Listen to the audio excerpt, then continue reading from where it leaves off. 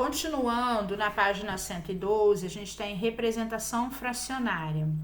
Então, nós temos aí a coleção de bonés de Torugo. Ele está usando azul, né, que é o seu preferido, mas ele tem outras cores. Então, ele tem, ao todo, 7 bonés, tá? Já é a resposta da letra A.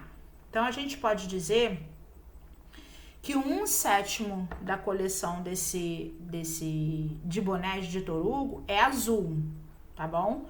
Se é um só, é 1/7. Quantos bonés são verdes? 2 bonés. Então, a gente pode dizer que 2/7, ou seja, 2/7, são verdes. Quantos bonés tem na cor vermelha? 3 bonés. Na verdade, é um vermelho meio quase marrom, né? Então, 3/7 desses bonés são vermelhos. O que podemos dizer do boné amarelo? A mesma coisa que a gente fala do boné azul, já que tem um só. 1/7 é amarelo, tá bom? Então, voltando, 1/7 é amarelo, 2/7 são verdes, 3/7 são vermelhos ou marrom e 1/7 é azul, tá bom? Então, essa é a 112. Depois a gente foi lá para a página 113, onde a gente sistematiza entendendo as partes da fração. Eu já expliquei isso para vocês, inclusive, muitíssimo para vocês na nossa aula online. Nós fizemos até uma excelente revisão desse tema na quinta-feira passada. Vocês estão lembrados quem participou? Então, a parte de cima da fração a gente chama de numerador. A parte de baixo a gente sempre vai chamar de denominador, tá bom? Então, no número 2, era para vocês representarem a fração de acordo com o que foi aprendido na página anterior com relação aos bonés. O que foi separado, a gente só falou e escreveu. Agora a gente vai representar numericamente. Então, numericamente, vai ficar assim: 2/7. Deixa eu colocar aqui para vocês. Ó, 2/7 do boné representavam a parte verde. Meu óculos. 3/7 representavam a parte vermelha. 1/7 e 1/7. 1/7 representa a parte amarela e o outro 1/7 representa a parte azul, tá bom? Então, vamos lá. Então, essa é a página 113. Representação das frações.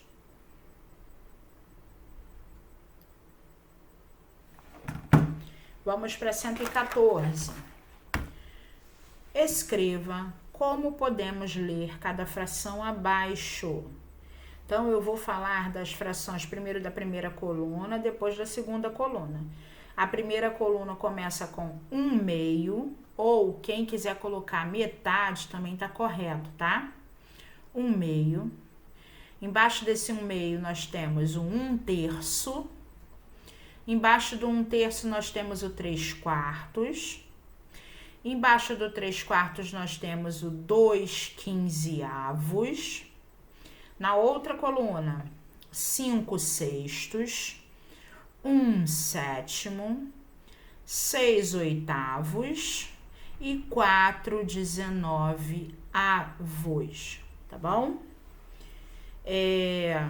No número 4, escreva a fração que representa a parte pintada das figuras a seguir. Então, a primeira figura, nós temos um círculo dividido em 4 partes, onde somente 3 foram pintadas. A fração que vai representar essa figura é nada mais, nada menos do que 3/4. Na letra B, o círculo está dividido em 3 partes e somente 2 estão pintadas. Então, a fração que vai representar 2/3. Na letra C, nós temos um retângulo dividido em 3 partes e somente 2 estão pintadas. Então, nós temos 2/3. Na letra D, nós temos novamente um retângulo dividido em 6 partes e somente 3 estão pintadas. Então, a gente vai ter 3/6. Página 115. Na página 115, vocês deveriam pintar as partes do inteiro de acordo com as frações indicadas. Ou seja, na letra A, somente uma parte seria pintada. Na letra B, 2 partes seriam pintadas. E na letra C, 3 partes seriam pintadas. Então, ficaria dessa forma, ó. Uma, aqui 2 partes e aqui 3 partes. Número 6. Estes são os ursinhos de Duda. Pinte 1/3 deles. Então, 1/3 desses ursinhos. A gente poderia pintar quantos ursinhos?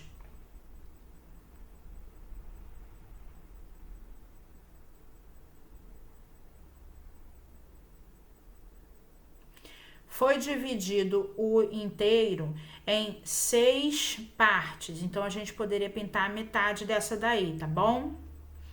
Depois, embaixo, no 7, 1/4 de cada uma das formas. Na letra A, você pinta um quadradinho. Na letra B, aumentou o número de quadradinhos, né? Então, você vai pintar 4 quadradinhos. Na letra C, 2 quadradinhos. E na letra D, 1 quadradinho, tá bom? Vamos finalizar na 116 e 117 para poder ir para a próxima correção. Número 8. Quantos ovos há na caixa? 12 ovos. Cada ovo representa 1. Dos 12, então, é 1/12. Como podemos ler, é só escrever por extenso 1/12, tá bom? 9, letra A. Considere a caixa de ovos da questão anterior. Quantos ovos representam 6/12? 6 ovos, 6 dos 12. Que outra fração você pode representar na mesma quantidade? Isso se chama equivalência de frações. Ai, nossa, machuquei o dedo. Deixa eu apagar aqui para vocês.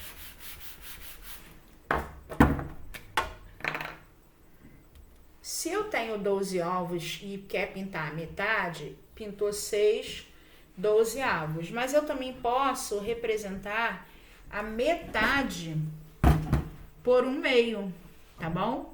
Como é que essa fração ela fica equivalente a essa? Se eu multiplicar o meu denominador e o meu numerador pelo mesmo número. 1 vezes 2 e 1 vezes 6 e 2 vezes 6. Então, se eu multiplico, como a gente aprendeu na nossa aula de multiplicação de frações, 6 vezes 2, 12, 1 vezes 6, 6. Então, aqui eu tenho a metade e aqui eu também tenho a metade por meio de uma fração que eu classifico como equivalente.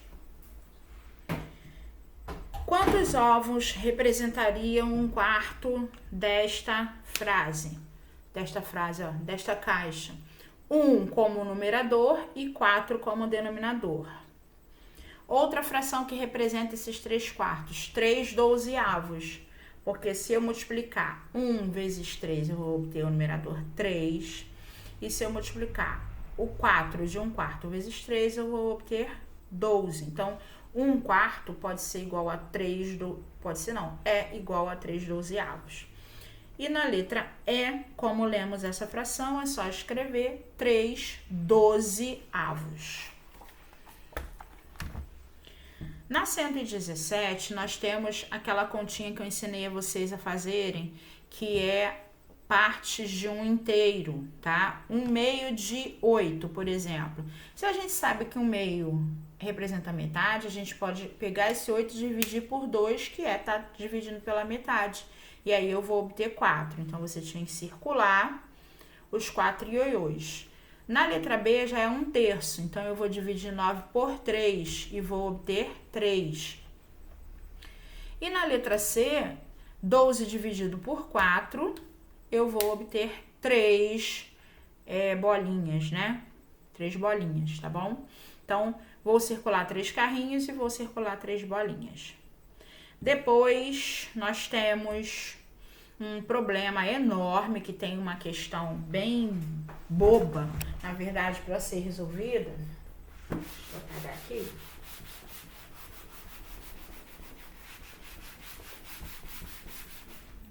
Vamos lá. Eu quero saber o seguinte: 35 carrinhos de tel separaram 2/5 da coleção, pois esses estavam com um defeito. Quanto representa esses 2/5? 2/5 de 35. Eu vou dividir 35 por 5, tá? 35 dividido por 5, vou obter 7. E depois desse resultado, eu vou multiplicar pelo meu numerador. 7 vezes 2, 14.